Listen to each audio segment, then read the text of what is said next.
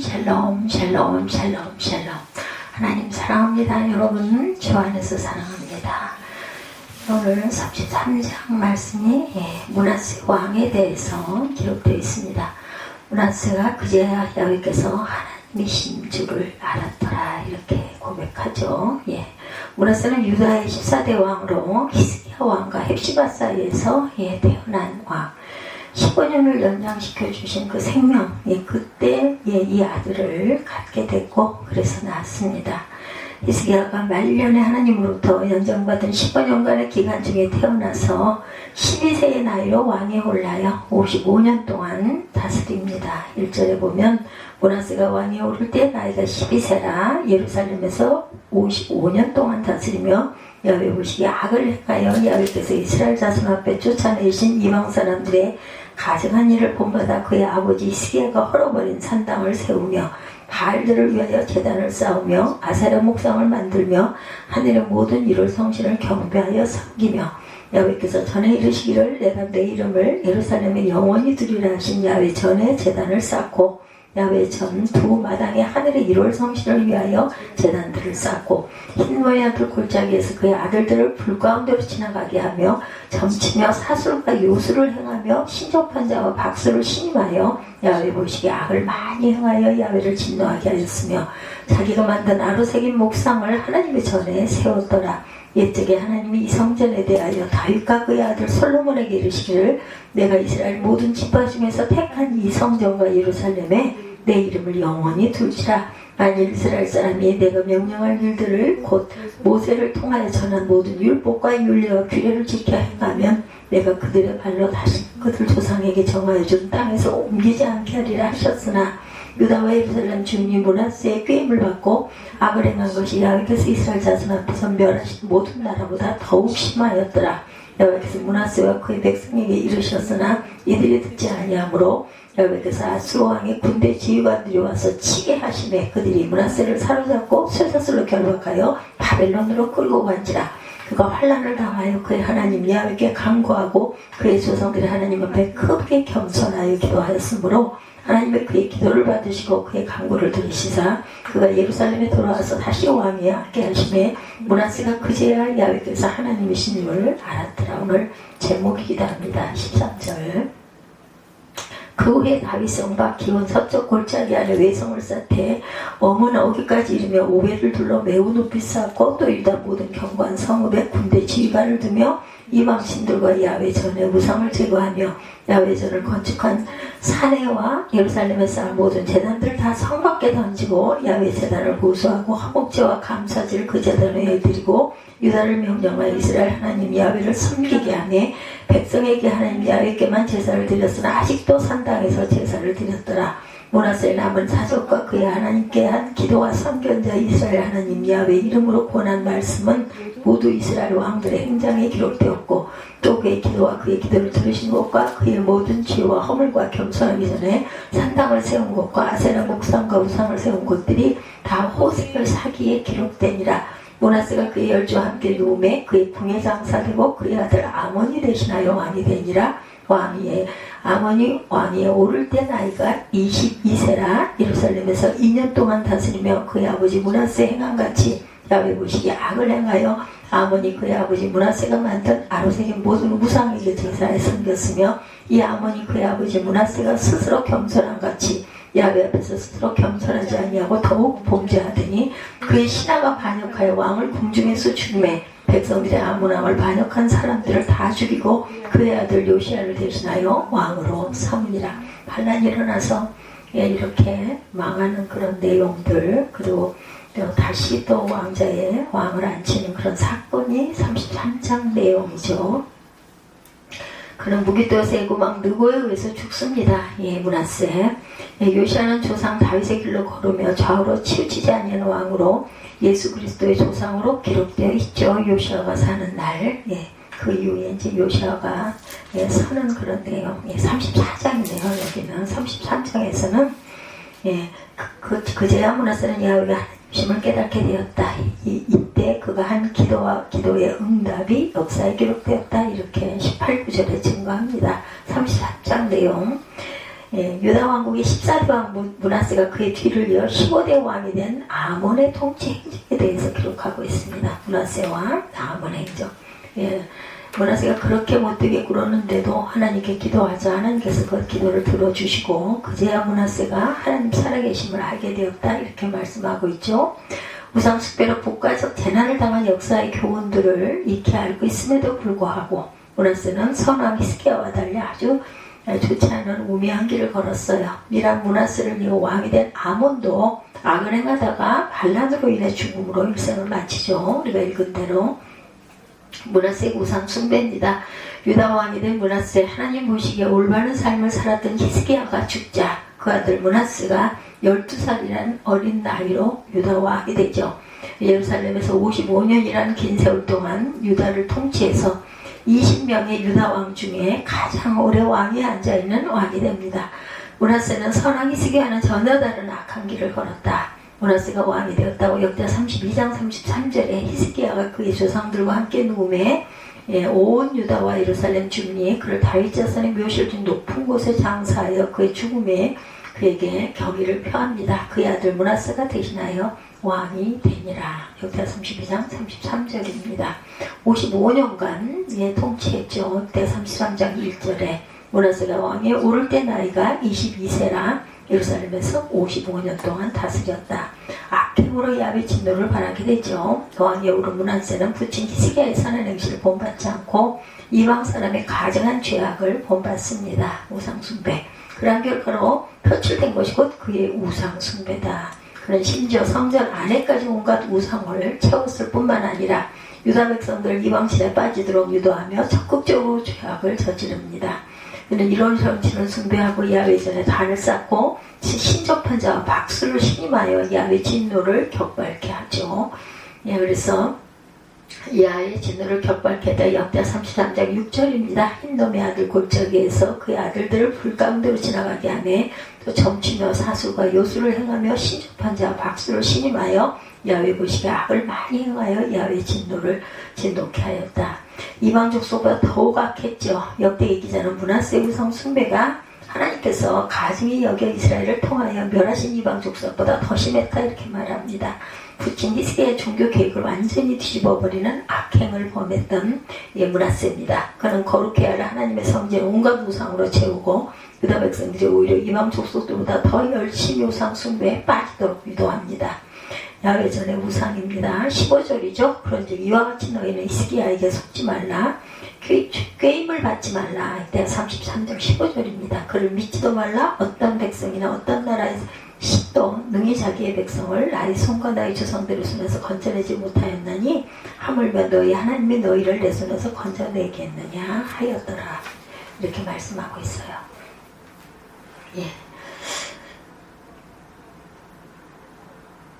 33장 15절에는 이방신들과 야훼전의 우상을 제거하며 야훼전을 건축한 산과 예루살렘에 쌓은 모든 제단들을 다 성 밖에 던지고 야훼 제단을 보수하고 화목제와 감사제를 그 제단에 드리고 유다를 명령하여 이스라엘 하나님 야훼를 섬기라 하며 백성이 그 하나님 야훼께만 제사를 드렸으나 아직도 산 땅에서 제사를 드렸더라 이렇게 말씀하고 있습니다. 역대 33장이 아니라 아마 역대 상이구나 그러겠죠. 악행에 심어진 하나님의 백성에 대해서 9절에 유다와 예루살렘 주민이 므낫세의 꾀임을 받고 악을 행한 것이 여호와께서 이스라엘 자손 앞에서 멸하신 모든 나라보다 더욱 심하였더라. 그 다음에 므낫세가 깨닫게 되죠. 야훼의 징계입니다. 므낫세와 유다 백성이 야훼 말씀에 순종하지 않고 우상 숭배의 가증한 행위를 계속하자 하나님께서 그들에게 징계를 내리십니다. 그것은 아수르 왕의 부대 장관들로 하여금 유다를 침략하도록 하신 것, 그 일로 왕 므낫세로 사로잡히고 쇠사슬에 묶인 채 바벨론으로 끌려가게 되고 하나님께서 자기 백성이 죄악을 행할 때 이방 나라를 들어서 징계의 채찍으로 사용하시죠. 주의 도구인 그 구산 리사다임이 등장합니다. 사사기 3장 8절에도 여호와께서 이스라엘에게 진노하사 그들을 메소포타미아 왕 구산 리사다임의 손에 파셨으므로 이스라엘 자손이 구산 리사다임을 8년 동안 섬겼다 이렇게 나옵니다. 주의 도구인 메디안 사사기 6장 1절입니다. 이스라엘 자손이 또 야훼의 목전에 악을 행하였으므로 야훼께서 7년 동안 그들을 미디안의 손에 넘겨주셨다. 그래서 깨닫게 되죠. 일국의 왕이었던 므낫세는 바벨론에 끌려가 온갖 고통을 다 당하고 이러한 환란 속에서 므낫세는 자신의 죄를 깨닫고 하나님께 회개합니다. 므낫세는 환란을 당했을 때 그의 조부인 아하스 왕과는 달리 더 이상 범죄하지 않고 자신의 교만을 버리고 하나님께로 돌아섭니다. 하나님께서는 므낫세의 겸비함과 기도를 들으시고 응답하셔서 그를 예루살렘으로 다시 돌려보내 왕위에 앉도록 하죠. 마음의 교만을 뉘우쳤다고 역대 32장 26절에 히스기야가 마음의 교만함을 뉘우치고 예루살렘 주민들도 그와 같이 하였으므로 야훼의 진노가 히스기야의 생전에는 그들에게 내리지 아니하니라. 악한 길에서 떠나고 겸비합니다. 역대 7장 14절에 내 이름으로 일컫는 내 백성이 그들의 악한 길에서 떠나 스스로 낮추고 기도하여 내 얼굴을 찾으면 내가 하늘에서 듣고 그들의 죄를 사하고 그들의 땅을 고칠지라. 므낫세의 개혁입니다. 바빌론에도 돌아 다시 유다 왕위에 앉은 므낫세는 지난날의 죄악을 회개하고 회개합당한 열매를 맺기 위해 개혁에 착수합니다. 그는 그동안 자신이 섬겼던 우상들을 제거하는 일에 힘쓰고 야훼의 전을 증수하고 화목제와 감사제를 하나님께 드리죠. 그의 종교개혁은 철저하지 못했습니다. 백성에게 하나님만 섬기라고 명하여 백성이 하나님을 섬겼으나 사땅에서 여전히 제사를 드림으로 그 개혁의 한계성이 드러나게 됩니다.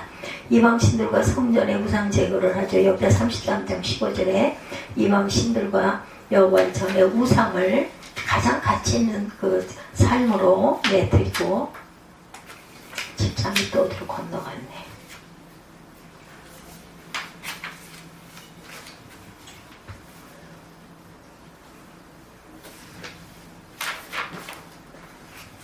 뒤에 있네요.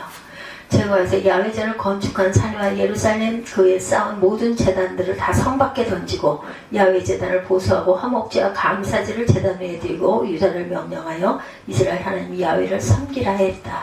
야훼단을 증수하죠. 역대 15장 8절입니다. 역대 15장.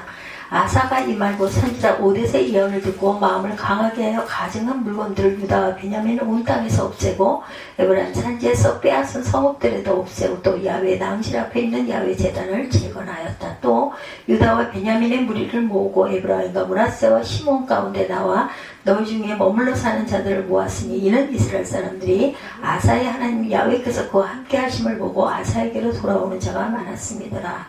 아몬 그 아들 아몬의 첫 치세에 대해서 나옵니다. 악을 행한 아몬이에요. 므낫세가 죽자 그의 아들 아몬이 므낫세의 뒤를 이어 유다 이제 15대 왕으로 즉위 하죠. 그는 예루살렘에서 2년간 통치했는데 므낫세 행한 같이 악을 행하고 우상을 숭배합니다. 아몬이 우상 숭배를 다시 하게 된 것은 하나님께 대한 범죄일 뿐만 아니라 하나님만 섬기라는 부친 므낫세의 명령 또한 어긴 거죠. 자신의 범죄로 인해 커다란 고통을 당했던 므낫세는 바벨론에서 돌아와서는 회개의 기도를 하나님께 드리고 크게 겸비해집니다. 그래서 그는 말년에 야훼 신앙을 고수하며 아들 아몬에게 하나님만 섬길 것을 명했는데 그럼에도 불구하고 아몬은 그 아비의 명령도 거부하고 악을 행합니다. 아기는 아무리 선한 충과 좋은 여건이 주어져 있다 해도 끝까지 그릇된 길을 고집하는 것을 아몬을 통해서 알 수가 있습니다.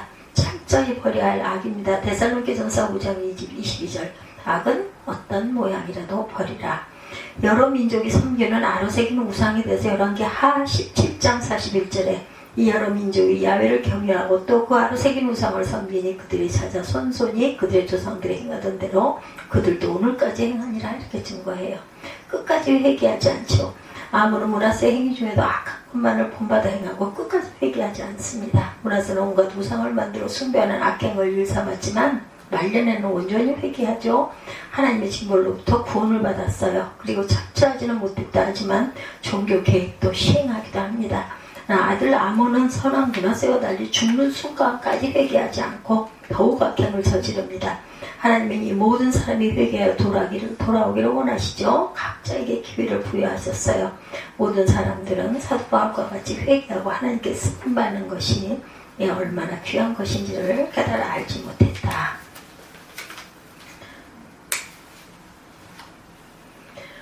아하스의 행위를 답습합니다. 일단 28장 3절입니다. 흰놈의 아들 골짜기에서 분양하고 야훼께서 이스라엘 자손 앞에서 쫓아내신 이방 사람들의 가증한 일을 본받아 그의 자녀들을 불사르고 산당과 작은 산 위에 모든 푸른 나무 아래 제사를 드리며 분양하였더라.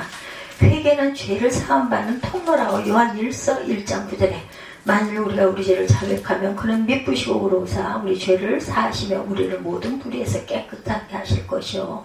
반역으로 죽음을 당합니다. 20세 유다 왕이 된 아몬은 악행을 일삼다가 결국은 신하의 반역으로 궁중에서 죽음을 당하죠. 그리고 아몬 왕은 죽인 신복들도 백성들의 손에 의해서 다시 죽임을 당합니다. 아몬이 하나님의 진노로 죽자 이스라엘 백성 그의 아들 요시아로 하여금 왕위를 계승하도록 하고 선왕이죠. 요시아는 주인을 죽인 시므리 왕악 9장 31절입니다. 시체가 이스라엘 토지에서 거름같이 밭에 있으리니 이것이 이세벨이라 가리켜 말하지 못하게 되리라 하셨느니라 하였더라. 아마사에 대한 반역 역다 25장 27절에 아마사가 돌아서서 야훼를 버린 후로부터 예루살렘에 무리가 그를 반역함으로 그가 라기스로 도망하였더니 반역한 무리가 사람을 라기스를 따라 보내어 그를 거기서 죽이게 하고 그의 시체를 말에 실어다 그의 조상들과 함께 유다 성읍에 장사하였더라. 선한 길이 있음에도 유독 악한 길을 고집하고 패망하는 사람들과 국가들을 우리는 역사를 통해서 알 수가 있는데 히스기야의 아들 므낫세도 이와 같은 사람 중에 한 사람이었다. 그가 비록 나중에 깨달았다 하지만 그가 끼친 죄악은 많은 사람을 밤의 구렁텅이로 빠뜨립니다. 우리는 자신의 어리석은 행위로 인해 다른 사람이 실족하는 일이 없도록 바른 길을 걸어야 되겠죠. 자식이 그 닮음이 무섭죠. 대부분의 사람들은 잘한 것은 기억하고 못한 것은 잊어버리고 잘한 것이 자신의 장점이나 업적이라고 생각을 하는데 정말 무서운 사실은 자녀들이 그 부모를 닮는다는 것, 그 중에도 부모가 잘한 것보다 잘못한 것, 부모의 단점이나 약점을 그대로 가지고 있거나 부모가 잘못 산 것의 열매를 그대로 가진다는 것, 참 악의 길을 따라가는 것은 너무나 쉽죠. 이것은 자식은 부모의 그림자를 닮는다 이런 말이 있어요. 여기서 그림자라는 말은 스위스의 심리학자인 정신과 의사인 칼융 여러분들 들어보셨을 거예요. 1875년에서 1961년까지 사신 분입니다. 칼융의 주창한 개념을 한 사람이 여러 측면 열등하거나 잘 드러나 보이지 않는 것들, 다시 말하면 우리의 의식이나 심리나 성격 등에서 누르거나 피해야 할 어둡고 나쁜 것들로 인식되는 것, 본능적으로 거부하는 것들, 모관한 성품을 내면의 어두운 면들을 가리킵니다. 자녀들이 부모의 바로 이런 것들을 닮는다는 것, 그래서 무섭다는 표현이 나오죠. 우리가 보시기에 부녀간에 닮아도 너무 닮은 그런 사람들이 있어요. 그죠? 누가 봐도 그 아빠의 그 딸이다, 뭐 붕어빵 이런 말 많이 하죠. 근데 문제는 외모가 아니고 부모의 겉모습 뿐만 아니라 성격과 대중에 있었을 때의 어떤 그런 형성도, 그래서 DNA 이야기를 합니다.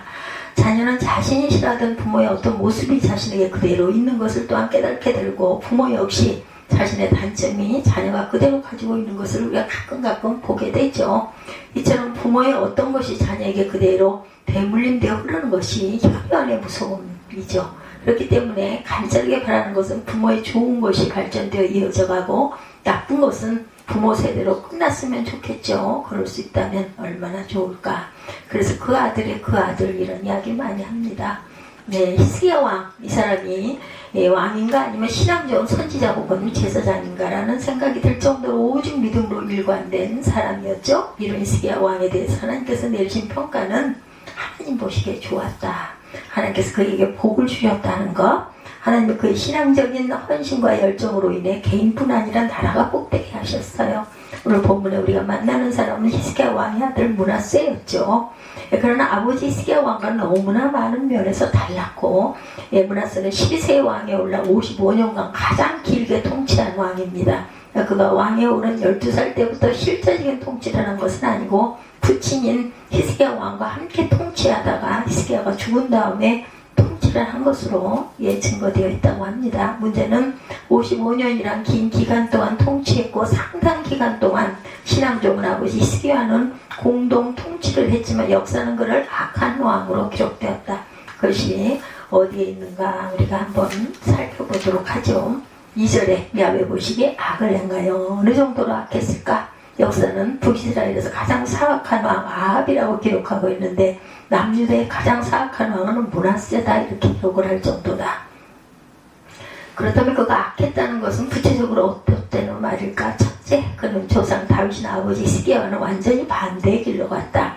이스라엘 특히 유다 왕들의 롤 모델 모델은 다윗 왕이죠. 하나님께서 이스라엘 왕들이 다윗을 본받기를 원하셨어요. 근데 왕권을 잡은 자들은 대부분 다윗을 본받지 않고 엉뚱한 것을 본받습니다. 오늘 본문의 므낫세 왕은 이방인의 가증한 것들을 본받았다. 2절이죠. 구체적으로 이스라엘 왕 아합을 본받았다. 3절입니다. 아합 왕은 므낫세와 동시대 사람이 아니에요. 그런데도 므낫세는 아합이 섬긴 바알과 아세라 신을 섬기는 일을 그대로 본받았다. 므낫세는 다윗 왕이나 아버지 히스기야를 본받을 수 있었을 텐데 그런데도 그 좋은 왕을 본받지 않고 하나님 앞에 악했던 아합 왕과 사악한 이방인의 풍습을 본받았다. 그는 스스로 악한 길로 갔다는 거예요. 그래서 유다 백성들과 예루살렘 그 모든 백성들은 모두 므낫세 왕을 본받아 하나님 앞에서 악을 행합니다. 두 번째로 므낫세는 바알 신을 위한 제단을 쌓고 아세라 목상을 만들고 해와 별, 달을 숭배하죠. 또한 그런 사술과 요술을 행했고 신접한 자가 박수를 가까이 하고 심지어 자신이 직접 나무 우상을 만들어 성전에 세우기도 하고 더더욱 가증한 것은 성전에다 우상 제단을 쌓고 성전 마당에 해, 달, 별을 숭배하는 단을 쌓았다. 그리고 흰놈의 아들 골짜기에서 자신의 아들들을 불태워 죽이는 암몬 족속의 우상 숭배 행위를 그대로 본받아도 그 몰렉이라는 우상을 숭배했다. 어떻게 자녀들을 이렇게 했을까요? 왕자들이었을 텐데. 이런 므낫세의 모든 행위에 대해서 9절은 야훼께서 이스라엘 자손 앞에 멸하신 모든 나라보다 더욱 심하였다 이렇게 증거합니다. 처음부터 우상을 숭배했던 다른 나라, 다른 민족들보다 더 악했다. 이런 므낫세의 모습을 통해 우리가 알 수 있는 것, 선하고 경건했던 아버지 히스기야의 장점을 본받지 않고 히스기야가 그의 생애 가운데 잠시 보였던 악행, 그의 교만, 그가 하나님 아닌 다른 대상을 의지했던 순간의 작은 약점들을 그대로 본받아서 그것이 므낫세의 전부가 되었다는 것. 이것은 우리는 약하기 때문에 본성적으로 악하기 때문에 좋은 모델을 정하고 그를 닮아가기가 쉽지 않다라는 것을 말씀하고 나도 모르게 좋지 않은 것들을 쉽게 담는다는 것. 그럼 므낫세는 어쩌다가 이렇게 되었을까요? 그는 아합 왕처럼 자기 마음대로 자기 욕망껏 왕의 권력을 휘두르고 싶었던 것은 아니었을까? 선지자도 제사장도 누구도 자신의 권력에 걸림돌이 되는 것을 거부했던 아합 왕이 부러웠던 것은 아닐까? 아무튼 그는 가장 가까운 아버지라는 본을 버리고 멀리 있던 아합 왕을 본받아 아합의 길, 패망의 길로 달려갔다. 므낫세는 조상 다윗이나 아버지 히스기야보다 북쪽의 아합을 본받았고 그리하여 그는 유다 역사상 최악의 왕이 됩니다. 이 역사가 두고두고 죽은 이후에도 지금까지도 있죠. 그죠? 예, 우리는 누구를 닮고 살아갈 것인가? 예, 여러분의 자녀들 누구를 닮게 하고 싶은가?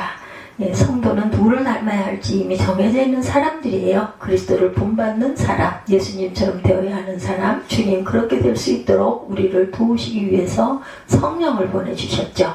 따라서 성도는 성령과 그 도우심으로 믿음의 사람, 선한 사람, 열정 있는 사람, 어려운 가운데서도 낙심하지 않는 사람, 인생을 가치 있게 살아간 사람들을 본받고 가야 한다. 아무리 평범한 사람이라도 어떤 대상을 정해놓고 본을 받으려고 한다면 그 평범했던 삶에 변화가 일어난다. 훌륭한 사람을 본받으면 훌륭한 사람이 되어가고 악한 자를 본받으면 악하게 되어간다라는 것. 그러면 예수를 닮아야 한다는 분명한 목표를 정하고 먼저 예수를 우리가 먼저 닮고 우리 자녀들이 부모인 우리보다 예수님을 더 닮게 하는 것. 이것이 오늘 주께서 주시는 말씀입니다. 실패와 고난을 통해서 깨닫지만 때는 이미 늦었죠. 오늘 본문 두 번째 내용, 하나님의 길이 아닌 다른 길, 아합의 길로 간 므낫세에게 어떤 일이 일어났어요? 10절, 11절을 보면 야훼께서 므낫세와 그 백성에게 이르셨으나 그들이 듣지 아니하므로 하나님께서 잘못된 그들에게 분명히 경고하세요. 그러나 그들이 듣지 않았다. 그래서 어떻게 되어요? 야훼께서 아수르 왕의 군대 지휘관들이 와서 치게 했다 이렇게 증거합니다. 11절에 아시리아 제국이 다시 유다를 공격하죠. 그리고는 므낫세 왕을 사로잡고 쇠사슬로 묶고 바벨론으로 끌고 갔다. 여기서 사로잡고라는 말은 야생동물의 코를 꿰어 끌고 가듯이 므낫세를 그렇게 다루었다라고 뜻되어 있습니다. 이게 번역이기 때문에 그죠? 대형 박물관에 보관된 아수르 시대의 부조에서 당시 아수르 왕들이 포로의 코에 갈고리를 꿰고 끌고 가는 모습이 새겨져 있다고 합니다. 그럼 바벨론으로 끌려간 이유는 어떠했는가? 12절에 보면 그가 환난을 당하여, 환난이란 묵다 좁다 속박하다라는 뜻이죠. 그가 좁다 좁은 감옥에 결박된 채로 갇혀 지냈다라는 것입니다. 므낫세가 쇠사슬에 결박되어 끌려간 일이나 감옥에서 지낸 일들은 한 나라의 왕으로는 상상도 할 수 없는 고통이고 수치였겠죠. 이런 수모와 고통 속에 므낫세가 떠올린 것, 자신의 아버지 히스기야 왕을 떠올렸겠죠. 아버지 히스기야와 자신의 상황이 크게 다르지 않았는데 망하기 직전이라는 국내 사정과 막강한 외세의 위협 등 모든 것이 너무나 비슷했는데 아버지는 그 상황에서 적군도 물리치고 개인적인 위기도 극복하면서 세상에서 가장 존귀한 자가 되었는데 자신은 그 상황을 감당하지 못하고 포로로 끌려와 이방 나라의 감옥에 갇힌 신세가 되었다. 그 상황에서 그는 아버지 히스기야와 자신의 차이가 하나님을 신뢰하고 하나님을 찾지 않느냐의 차이라는 것을 깨달았다는 거죠. 므낫세는 하나님을 무시하고 하나님 없이 살았던 것을 아마 후회했을 것입니다. 자신이 우상들과 미신들과 사악한 욕망 속에 살아왔다는 것을 깨닫고 자신이 가장 힘들고 고통스러운 지금 자신이 찾았던 이방신들과 친밀했던 박수와 무당들이 자기 곁에 없다는 것도 아마 깨달았을 것이고 그렇게 되자 그때야 비로소 만군의 야훼 이스라엘 하나님을 찾으면서 그에게 부르짖습니다. 12~13절에 그가 환난을 당하여 그의 하나님 야훼께 간구하고 그의 조상들의 하나님 앞에 크게 겸손하여 기도하였으므로 저의 불신과 모든 추악과 죄악을 용서하옵소서. 저를 살려주시고 조국으로 돌아가게 해주옵소서. 정말 하나님의 살아계신 유일한 신심을 믿고 의지하겠습니다. 아마 이렇게 기도했겠죠. 하나님께 므낫세의 기도를 들으셨다. 하나님이 그의 기도를 받으시며 그의 간구를 들으시다. 13절입니다. 그가 기도한 대로 므낫세는 고국으로 돌아오고 그때 비로소 하나님께서 살아계신 것을 깨닫게 되었다. 그런 후로 하나님을 신실하게 섬기며 인생의 새로운 날을 보냅니다. 이런 내용이 전하는 메시지 시편 119편 67절과 71절에 고난당하기 전에는 내가 그릇 행하였더니 이제는 주의 말씀을 지키나이다. 고난당한 것이 내게 유익이라. 이로 인하여 내가 주의 윤리를 배우게 되었나이다 말씀이죠. 고난을 통해서 그전에 알지 못했던 것을 깨닫게 되었다. 즉 고난은 새로운 깨달음의 변화의 기회이기도 하다라는 거죠. 므낫세 왕은 유다의 정통을 무시했어요. 하나님께서 부르시고 세우신 하나님의 자녀들, 즉 자신과 그 나라가 이스라엘이라는 것을 외면했습니다. 그는 하나님을 인정하지 않고 하나님께서 신신당부하신 우상과 각종 사이비 종교를 왕궁 안으로 거룩하게 구별된 성전 안으로 끌어들이고 유다와 이스라엘 백성들까지 합세해서 온갖 더럽고 추악한 작태를 벌이죠. 이런 므낫세 왕과 백성들을 향하여 하나님께서 돌아오라고 계속해서 말씀하셨어요. 선지자들이 하나님의 마음을 대변합니다. 그러나 그것을 듣지 않자 하나님께서는 자기 백성이 원하는 길로 가지 않을 때 종종 쓰시는 방법인 고난을 통해서 깨닫게 하시죠. 그렇게 해서 주어진 고난을 통해 성도는 하나님을 온전히 바라보게 된다는 것. 고난은 하나님으로부터 멀리 벗어난 성도들을 제자리로 돌아오게도 합니다. 때로는 그래도 돌아오지 않는 자도 있어요. 그리고 고난은 성도로 하여금 하나님과 더불어 사는 것이 얼마나 중요한 것인지를 깨닫게 됩니다. 우리의 자녀들이 고난을 통하여 하나님을 알고 고난을 통해서 신앙의 길을 걷지 않았으면 얼마나 좋을까요? 그 길은 우리가 이미 걸었으니 우리 아이들만이라도 인생의 쓰라림 경험하지 말고 아프지 말고 실패하지 말고 주님의 길을 온전하게 걸었으면 좋겠죠. 우리 배우자들 역시도 마찬가지입니다. 므낫세는 잘못된 길을 걷다가 너무 많이 잃고 너무 힘든 시련을 겪고서야 비로소 깨달았는데 그때는 너무 늦었어요. 자신이 바꿔버린 역사의 물줄기를 되돌리기에는 역부족이었다. 그래서 더 나은 성도가 되게 하소서 우리가 기도해야 합니다. 어느 분이 인터넷에 이런 글을 올렸어요. 주변에 보면 그런 경우들 있죠. 엄마는 너무너무 사람이 좋은데 아이는 정말 이기적이고 다른 아이들에게 상처 주는 행동이나 못된 행동을 서슴지 않고 엄마랑 아이가 정말 매치가 안 되는 아이가 있습니다. 그런데 그런 게 아니랍니다. 엄마는 남에게 자기를 포장만 할 수 있었는데 아이는 그게 안 돼서 글이 된 거라고 이런 글이 올려져 있더랍니다. 대물림은 사물이나 기업 따위로 후손에게 남겨줘서 후손이 그것을 이어간다는 의미를 갖고 있지만 부모의 성격과 성향과 내면적인 요소를 포함한 상당한 것들이 자녀들에게 그대로 이어져 나갈 수도 있다는 것. 무서운 일이죠.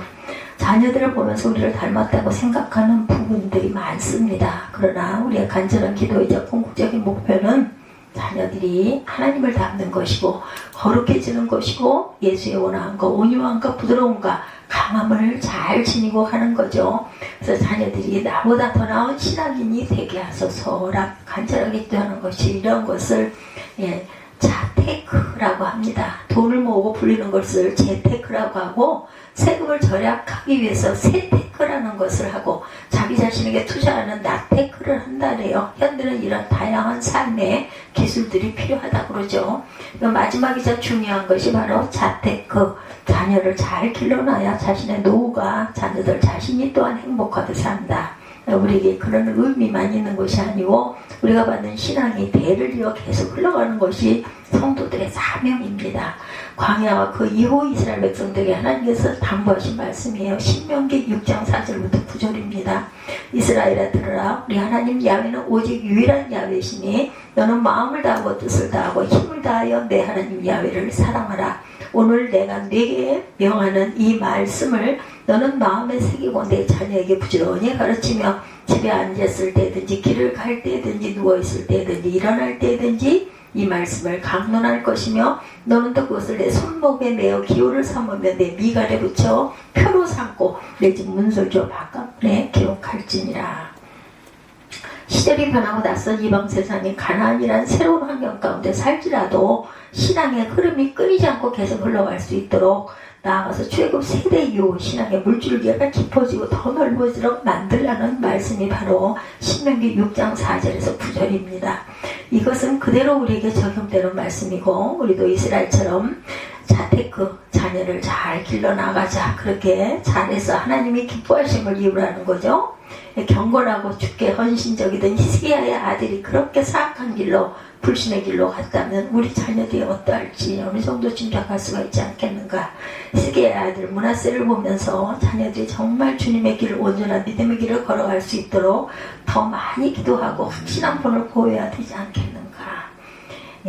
자테크 하시는 저와 여러분들이 되시기를 주님의 이름으로 축복합니다.